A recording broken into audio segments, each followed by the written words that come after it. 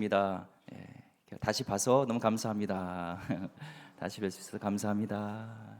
감사합니다. 그렇죠.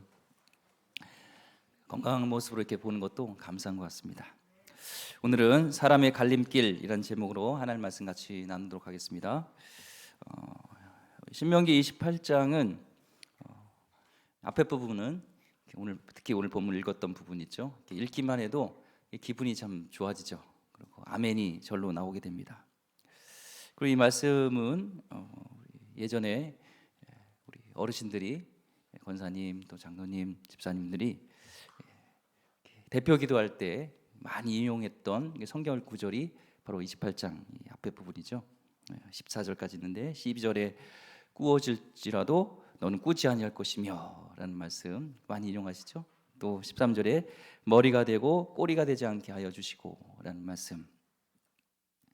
28장에 우리가 축복이 이렇게 쭉 나옵니다. 14절까지는 축복입니다. 네. 또 이후로 15절부터 쭉 보면은 또 불순종에 대한 저주가 또 나오고 있습니다. 14절에 순종에 대한 말씀, 내가 오늘 너희에게 명령하는 그 말씀을 떠나 좌로나 우로나 치우치지 아니하고 다른 신을 따라 섬기지 아니하면 이와 같으리라. 순종할 때 축복이 임한다는 것이죠. 또한 28장에 보면은 앞에와 뒤에가 정반대가 되어 있습니다. 1절부터 14절까지는 순종에 대한 축복, 또 15절부터 68절까지는 불순종에 대한 저주가 나와 있죠. 예로 보면 3절 말씀에 보면 성읍에서도 복을 받고 들에서도 복을 받을 것이며, 순종할 때 이 말씀이 필요하죠. 또한 똑같이 불순종이 되면 똑같아요. 16절에 내가 성읍에서도 저주를 받으며 들에서도 저주를 받을 것이요. 오늘날로 해석하면 성읍, 가정에 집에 있을 때도 우리가 축복, 또 일터, 들에서도 일터에서도 복, 말씀에 대한 순종은 복이고 불순종은 저주, 이렇게 되어 있죠. 또 살펴보면 6절에 내가 들어와도 복을 받고 나가도 복을 받을 것이며, 이 말씀 순종에 대한 복이 있죠. 이 말씀을 미국에서 한 햄버거를 하시는 분이 이 말씀을 딱 따서 come in and go out 해서 인앤아웃 버거. 장로님 잘 아시네요. 미국에서 다녀보신 분은 알 거예요. 유명한 버거집이 햄버거죠. 이 말씀을 따서 적용한 겁니다. 인앤아웃 버거. 이 복이 우리 성도님께 임하기를 소망합니다. 그러나 또 똑같이 불순종하면 19절에 내가 들어와도 저주를 받고 나가도 저주를 받는다라고 얘기를 합니다. 완전히 대조적이죠. 완전 순종하면 7절 여호와께서 너를 대적하기 위해 일어난 적군들이 내 앞에서 패하게 하시리라. 그들이 한 길로 너를 치러 들어왔다가 내 앞에서 7길로 도망하니라. 이 말씀도 많이 우리가 인용하죠. 그러나 불순종은 25절에 똑같이 여호와께서 내 적군 앞에서 너를 패하게 하시리니 내가 그들을 치러 한 길로 나가서 그들 앞에서 7길로 도망하는 것이 너가 그렇게 된다는 것을 얘기합니다. 28장은 말씀 순종에 대한 축복과 또한 불순종에 대한 저주, 이렇게 되어 있는데, 그렇다면 질문을 드리겠습니다. 축복과 저주 중에서 어느 게 분량이 더 많을까요? 보면 아시잖아요. 1절부터 14절까지는 축복이고 15절부터 68절까지는 저주예요. 그럼 어느 분량이 더 많은 거예요?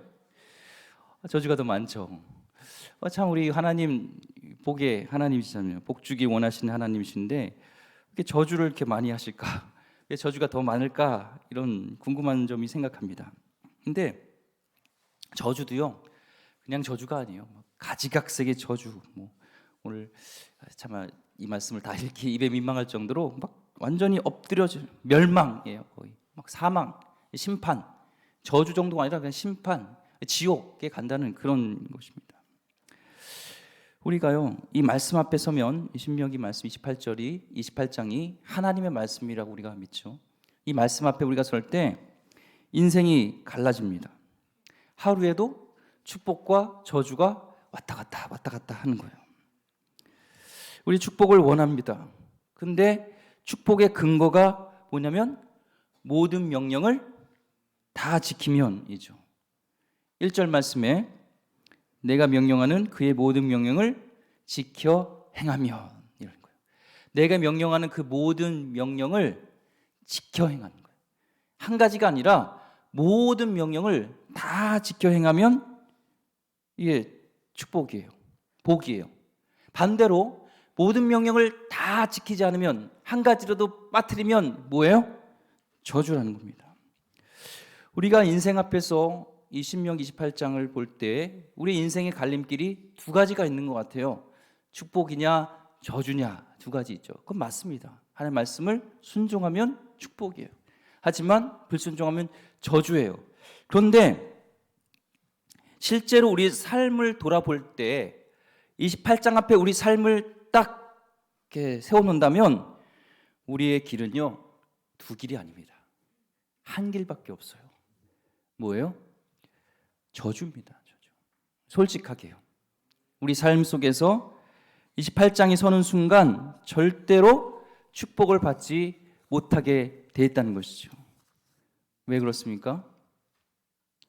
우리는 하나님 말씀을 완벽하게 다 지켜요? 안 지켜요? 안 지키죠. 다 지킨가요?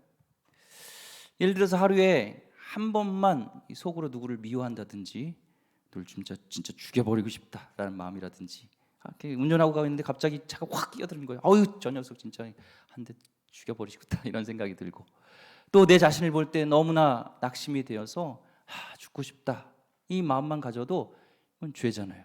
나 자신이든 누군가를 죽이고 싶다는 생각만 가져도 그것은 죄잖아요. 하루에 한 번만 우리가 그런 생각을 갖습니까? 많이 가죠. 한 번만 가져도 우리는 천사라고 생각할 수 있는데, 그렇다면 1년에 365일이면 365번의 죄를 짓는 것이고, 10년을 짓는다면 3650번을 짓는 것이고, 평생을 짓는다면 수없이 많은 죄를 짓는 것이라면 어떤 의로운 판사가 이렇게 많이 죄를 지은 사람을 용서할 수 있겠습니까? 하물며 거룩하신 하나님 앞에 우리 자신을, 우리 삶을 딱 맞닥뜨릴 때 이 말씀을 근거로 한다면 우리 인생은 저주죠. 저주밖에 될 수가 없습니다. 저주의 내용을 보면 끝장이에요. 징계 정도가 아니라 심판, 지옥, 멸망입니다. 이 45절에 보니까요, 이 모든 저주가 내게 와서 너를 따르고 내게 이르러 마침내 너를 멸하리니, 이 영어로 디스토이인데요, 히브리어는 샤마드, 진멸하다, 하나도 남지 않고 완전히 끝나버린 거예요. 너희 종족이 다 사라져버리는 완전한 심판에 이르는 것이죠. 28장에 우리는 앞에 오늘 7절까지 읽었지만 1절부터 14절까지를, 그러니까 우리의 삶에 그렇게 되길 원하고, 그렇죠? 우리는 복을 받길 원합니다. 그런데 우리의 길은, 우리의 인생을 볼 때 우리는 한 길밖에 없다는 거예요. 우리 인생은 저주의 인생이다. 하나님의 기준으로 하나님 말씀 볼 때는 저주밖에 없다는 거예요. 15절, 내가 만일 내 하나님 여호와의 말씀을 순종하지 아니하여 내가 오늘 내게 명령하는 그의 모든 명령과 규례를 지켜 행하지 아니하면 이 모든 저주가 내게 임하며 내게 이를 것이니라. 이른다는 거예요. 하나님 말씀 1.1획도 떨어지지 않아요. 저주를 이을 수밖에 없어요. 만약에 하나님의 은혜가 없다면 우리가 율법을 지키냐 안 지키냐 이 기준으로 이 말씀을 대하면 우리 저와 성도님 가정과 직장은요, 날마다 저주의 연속이에요. 저주가 흘러 넘쳐야 됩니다. 우리가 저주가 아니라 복을 받기 위해서 지켜야 될 명령은 하나가 아니라 하나님의 모든 말씀이기 때문에, 모든 명령이기 때문에 그렇습니다. 어느 정도 이걸 지키지 않으면 저주를 부르시냐? 20절에 또 보면 내가 악을 행하여 그를 잊음으로 내 손으로 하는 모든 일에 여호와께서 저주와 혼란과 책망을 내리사 망하며 속히 파멸하게 하실 것이며, 모든 일에 다 저주와 혼란이 있고 속히 파멸로 이르게 된다는 거예요. 우리는 우리 행동했던 삶을 이 말씀에 비춰보면 우리는 절대로 복을 받을 수 없습니다. 저주, 완전 끝장나는 것이죠. 우리는 신명기 28장을 보면서 우리가 깨달아야 되는 것은, 내 인생 속에서 내 삶은 저주밖에 안 되는 인생이구나. 복의 인생이 아니라 나는 저주의 인생이라는 것을 깨달아야지 나를 객관적으로 보는 것이고 우리 나를 정상적으로 나를 보고 있는 거예요. 소망이 없죠. 이제 은혜에 대한 부분을 얘기하려고 합니다.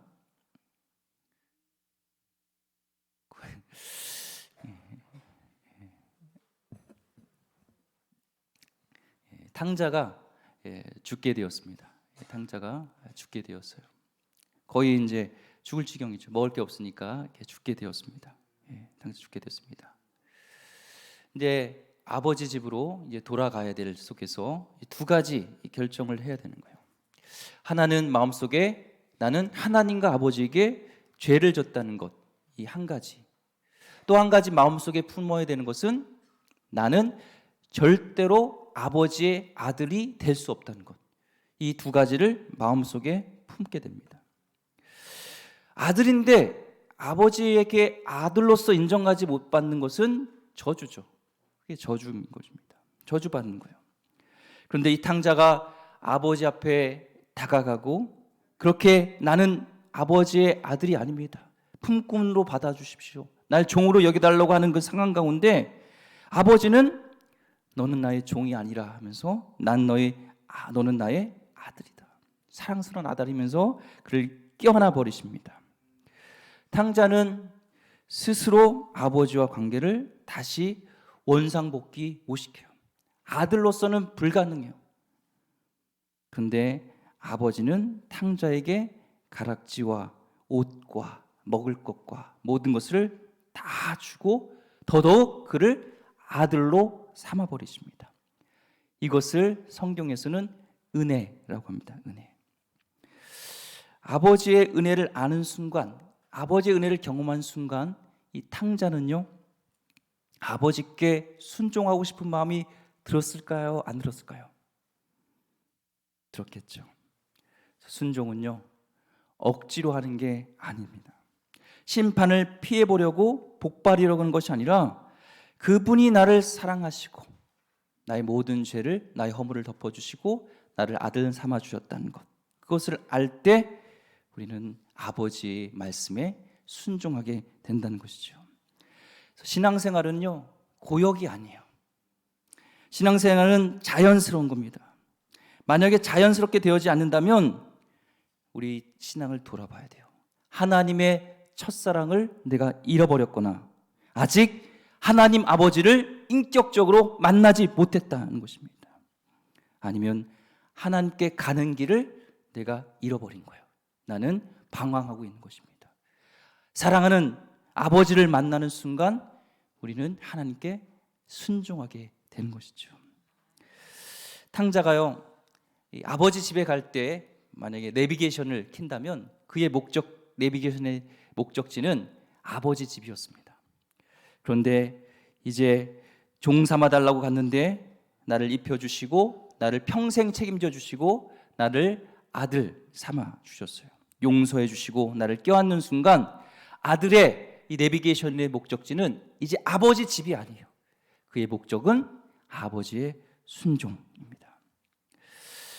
그래서 우리는 믿는 자는요 순종되어지는 것은 예수님을 만나는 순간, 아버지를 만나는 순간, 우리가 구원받는 순간, 구원이 결정되는 순간 우리 마음에 순종이라는 것이 주어져요. 우리 모두는 예수를 믿는 순간 목표가 순종으로 맞춰집니다. 그런데 우리 예수 믿는 사람이요 순종의 방향으로 가려고 하는데 넘어질 때가 있어요. 차를 타고 가다가요 목적지와 다른 데로 갈 때가 있습니다. 다른 길로 이렇게 들어설 때가 있어요. 그러면요 여김없이 어떤 여자가 나와서 막 떠들어요. 좌회전입니다. 유턴하세요. 막 그런 얘기를 합니다. 집에서 많이 듣던 소리와 좀 비슷하기도 하고요. 마찬가지로 우리의 목적은 이제 예수님을 만난 우리는 하나님의 자녀가 된 우리의 내비게이션의 목적지는 순종, 아버지의 말씀에 순종입니다. 근데 목적을 잃어버릴 때가 있어요. 그러면 여자의 음성이 들리듯이 우리에게 성령의 탄식함이 우리에게 들리기 시작합니다. 성령님이 우리 때문에 우신다는 거예요. 이것이 우리 크리스찬의 삶입니다. 그것을 무시하는 사람은요, 점점 성령의 말씀에 둔감해지고 순종하지 않는 삶에 길들여지게 된다는 겁니다.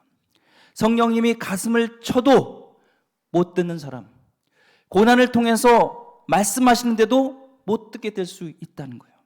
그러나 그 순종에 민감한, 예민한 사람은 바람만 불어도 그것을 깨닫고 나의 목적지가 하나님께가 아니라 다른 길로 가고 있었구나, 이것을 깨닫게 되는 것이죠. 오늘 신명기 18장을 복과 저주가 아니라 구원과 연결해서 한번 읽어보려고 합니다. 우리가 예수님을 믿는 순간 하나님과 죄는 놀라운 권세를 주셨는데, 그것은 신명기 1절부터 28장 1절부터 14절까지를 순종해서 얻은 게 절대 아니에요.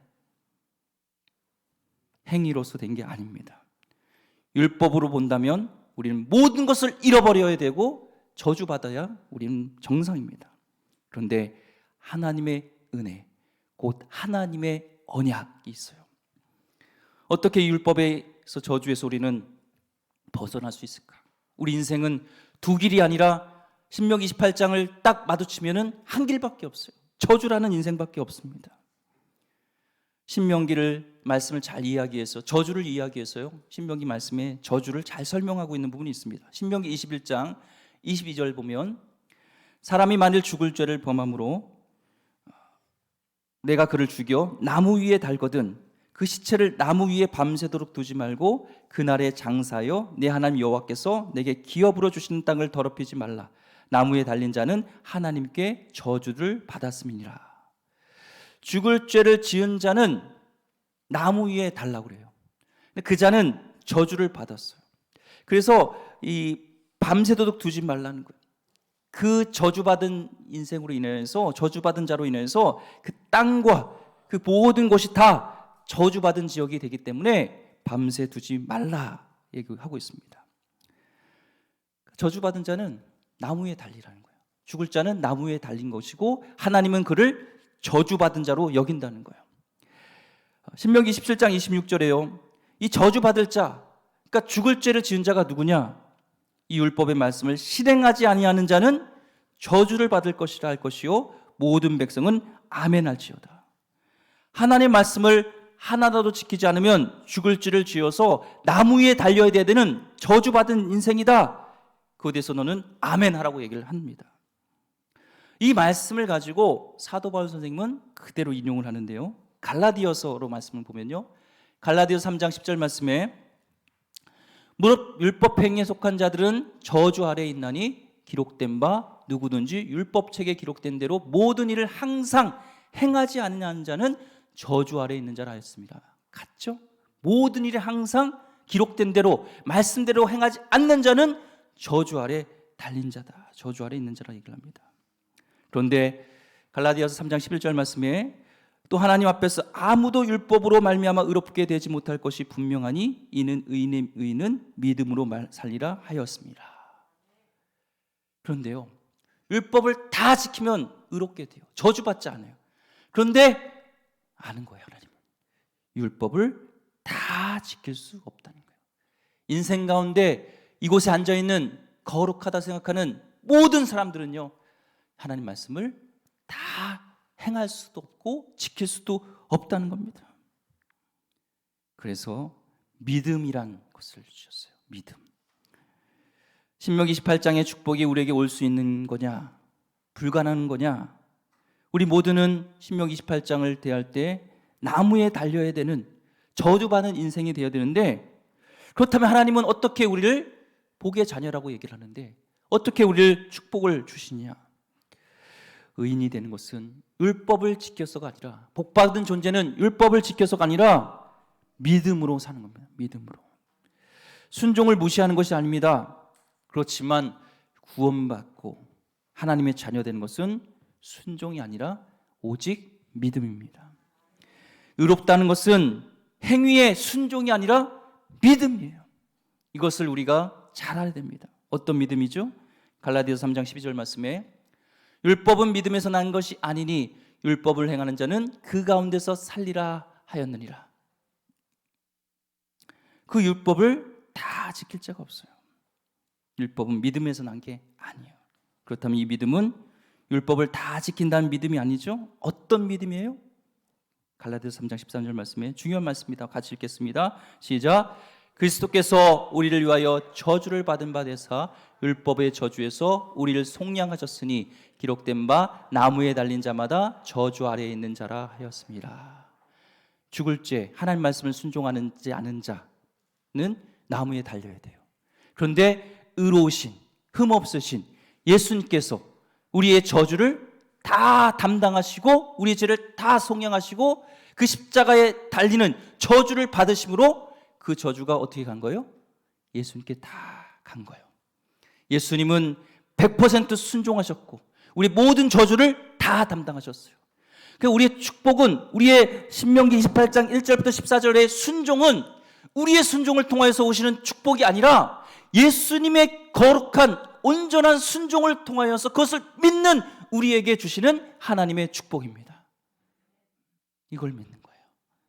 나의 행위를 통하여서 내가 하나님 말씀을 다 지킴으로 축복을 받는 게 아니라 이 말씀을 온전히 순종하시고 우리를 저주받을, 나무에 달려 죽을 우리 대신 예수님께서 나무에 달려 저주받은 인생이 되어서 그 순종과 저주를 통하여서 우리의 저주는 다 가져가시고 그 순종, 온전한 순종을 통하여서 그 예수를 믿는 우리에게 이 신명기 28장 1절부터 14절의 축복이 우리에게 임한 줄 믿습니다.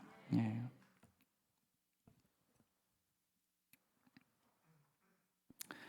그래서 이제는요, 예수님을 통하여서 신명기 28장의 플랜 A라는 우리는 저주밖에 없는 한 인생의 이 인생이 이제는 플랜 B라는 축복의 인생으로 바뀌게 된 줄 믿습니다. 갈라디아서 13장 14절 말씀에 이렇게 말씀하시죠.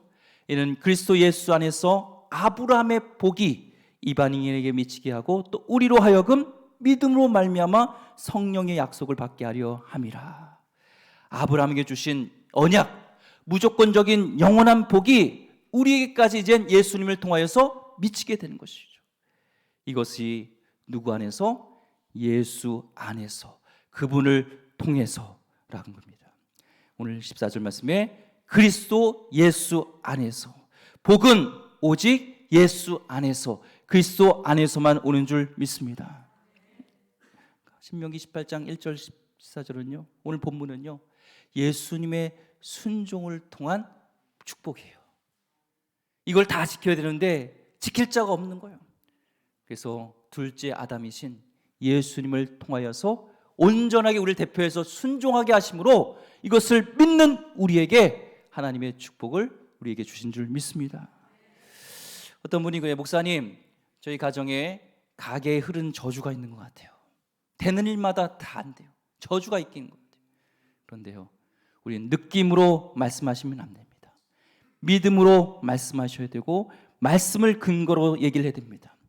예수님을 믿기 전, 예수님을 만나기 전 우리 가게에, 우리 가정에, 우리 집안에 수백 개, 수천 개, 수만 개에 흐르는 저주가 있을 수 있어요. 불순종으로 인한 저주가 있을 수 있죠. 그렇지만 이제는 예수를 믿는 우리에게는 그 저주가 완전히 끊겨지고 우리는 하나님의 복된 자녀가 된 줄 믿습니다. 넘어질 때가 있어요. 그렇지만 그것은 심판에 의한 완전히 넘어짐이 아니라 예수님의 은혜 안에 있는 넘어짐이에요. 탕자가 아버지 곁을 떠날 수 있지만 언제든지 다시 갈 수 있는 그 길은 열려있는 산길을 열어주신 새로운 길인 줄 믿습니다. 예수님 안에서 저와 여러분의 저주는 완전히 끝난 줄 믿습니다. 이게 은혜이고 이게 복음입니다. 모든 율법 앞에서는 모든 사람은 한 길밖에 없어요. 저주입니다. 어디서 갈라지냐? 예수님 안에서 갈라집니다. 은혜의 주인 되신 예수를 믿는 자는 천국이고 그것을 버리는 자는 저주와 심판이 그대로 임하는 겁니다. 나의 순종을 통해서 복이 오는 게 아닙니다. 예수님의 순종을 통해서 복이 온다는 것을 믿어야 됩니다. 발락 왕이 발람 예언자를 통하여서 이스라엘을 저주하려고 했지만, 그를 보냈지만 하나님이 그것을 허락하시지 않은 것처럼 사단은, 마귀는 우리를 참수하고 우리를 저주로 우리를 떨어뜨리려고 하지만 하나님의 허락이 없기 때문에, 하나님의 언약된 백성이기 때문에, 하나님의 순종의 약속이 예수님을 통해 완성되었기 때문에 우리는 변함없는 축복의 자녀인 줄 믿습니다. 우리는 넘어져도요, 은혜 위에 넘어지는 거예요. 그런데요, 이런 두 가지 위험 요소가 있어요. 이걸 오해하면 안 됩니다. 그러면 이제 우리는 율법을 안 지켜도 되겠네요. 막 살아도 되겠네요. 우리는 이렇게 복음이 있다 보니까 삶을 이렇게 내동댕이 칠 수가 있어요. 내 마음대로 살아도 되겠네요. 율법을 무시할 수가 있어요. 이단 중에서 구원파 계열이 있죠. 구원파가 이게 말씀을 잘못 해석합니다. 우리가 예수님을 믿을 때 의롭다 여김을 받게 되는 거예요. 의롭다, 이건 칭의 여기는 거예요. 우리가 의로운 게 아니라 예수님의 완전한 공의, 예수님의 온전한 순종을 통해서 우리가 의롭다 여김을 받는 것인데, 구원파들은 우리가 완전히 의인이 되어버렸다라고 생각해요. 그래서 더 이상 회개할 필요가 없다는 거예요. 말씀대로 살지 않아도 된다는 거예요. 아닙니다. 우리는 예수님을 통한 의롭다 여김이 있는 것이에요. 죄를 질 수가 있어요. 율법대로 살아야 돼요. 거룩한 성도의 삶을 살아야 돼요. 이게 무시하면 안 되는 것입니다. 회개해야 된다는 거예요. 두 번째 위험은요, 구원을 잃어버릴까 봐 순종하는 것. 겁나. 내가 순종하지 않으면 구원받지 못하는 거 아니야? 이런 두려움으로 우리는 종으로 살 필요가 없습니다. 심판받는 것, 순종이 아니에요.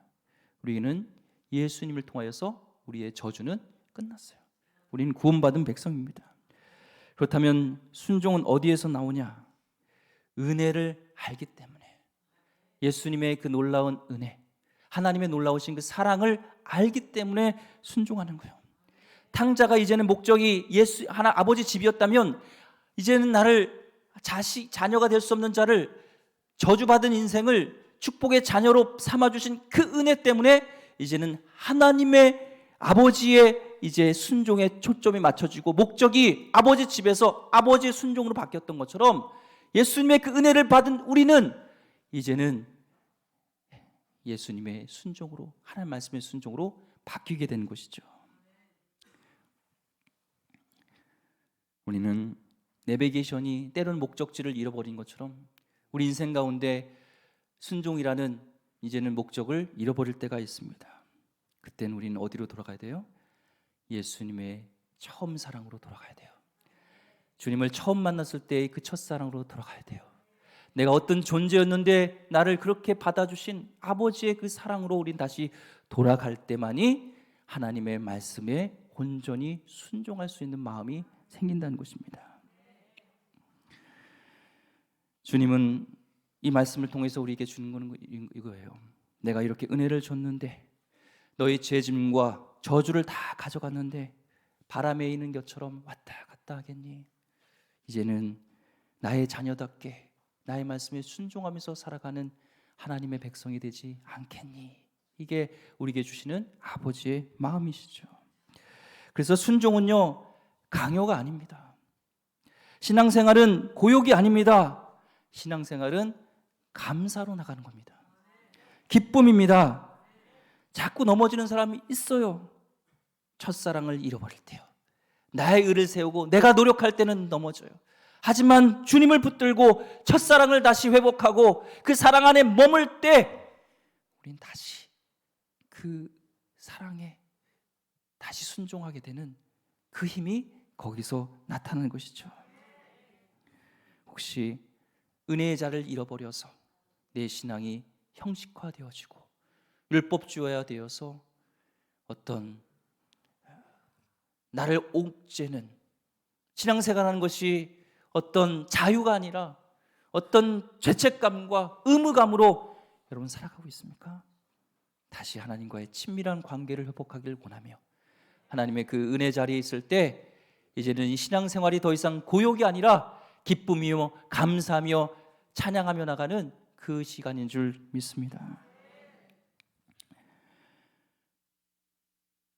말씀을 정리하려고 합니다. 첫 번째, 우리는요 나의 행위 때문이 아니라 예수님 때문에 우리의 저주는 끝이 난 줄 믿습니다. 예수님 온전한 순종이요. 감정을 믿지 마세요. 내 인생이 왜 저주받았지? 우리 가게의 저주가 그러지? 감정과 상황을 보지 마시고 말씀을 의지하여서 우리 예수님의 온전한 순종을 통하여서 그가 우리 대신 나무에 달린 자마자 저주받은 자인데 십자가의 달림으로 우리 저주를 다 가져가신 줄 믿습니다. 고난도 복이에요. 주님 안에 있는 은혜 있는 자는 고난 있을 자도 복이에요. 그것을 알아야 됩니다. 우리는 복 안에 있는 자다. 두 번째, 우리는 예수님 때문에 하나님의 축복이 내 것이 되었습니다. 이제는 이런 축복을 받은 우리는 이제 반응해야 돼요. 여러분에게 1,000만 원을 탕감해 줬다면 여러분은 감사하겠습니까? 그분에게 감사하겠죠. 근데 우리는요, 미루 말할 수 없는, 값으로 치를 수 없는 우리의 모든 죄값을 완불시켜 주신 예수님의 은혜가 있습니다. 그것을 우리는 반응해야 돼요. 신앙은 반응이에요. 어떻게 해요? 3절 세 번째, 이제는 예수님 때문에, 그 사랑 때문에 끝까지 순종의 길을 가는 겁니다. 넘어질 때가 있어요. 목사지만요, 제가 이 신명기 28장 말씀 그대로 이뤘다면 저는 이미 이 세상 사람이 아닙니다. 여기서 하나님 말씀을 전할 자가 아닙니다. 불순종할 때가 많죠. 그런데 예수님의 은혜 때문에 이 강단에 서고 여전히 하나님 말씀을 전하게 되는 것입니다. 오늘 찬양을 부를 것인데, 십자가 그 그늘 아래 내 소망이 있네. 십자가 그 그늘 아래서 내 생명이 있네. 우리는 이 찬양이 우리의 평생의 주제곡이 되어야 될 줄 믿습니다. 그래서 신명기 주제는요, 순종이에요. 사실요. 그렇지만 순종보다 더 중요한 아버지의 마음은 하나님께로 돌아가라는 거예요. 그 사랑 안에 머물라는 거예요. 온전한 순종은 그 하나님의 관계 속에서, 하나님의 은혜 속에서, 하나님의 사랑 속에서 나오게 되는 줄 믿습니다. 오늘 순종하려고 하지 마시고 하나님께 다시 돌아가시고 하나님을 만나시고 그 첫사랑을 회복하는 하나님의 거룩한 백성 되기를 주의 이름으로 축원드립니다. 기도하겠습니다. 하나님, 우리 인생은 저주의 인생입니다. 저 도저히 축복받을 우리의 행위가 없습니다. 그렇지만 예수님을 통하여서 온전한 순종을, 흠없으신 그분의 온전한 순종을 통하여서 내가 복의 자녀가 되었고, 우리 모든 저주는 예수님 십자가에서 달려 죽으심으로 인해서 우리 저주를 다 도말하신 줄 믿습니다. 오늘 주의 은혜로 살아가게 하여 주옵소서. 하나님, 예수님 때문에 축복받은 것을 감사하며 살게 하여 주옵소서. 그 사랑 때문에 끝까지 넘어지더라도 순종하며 가게 하여 주시옵소서. 성령님 도와주시옵소서. 귀하신 예수 그리스도 이름으로 기도드립니다. 아멘.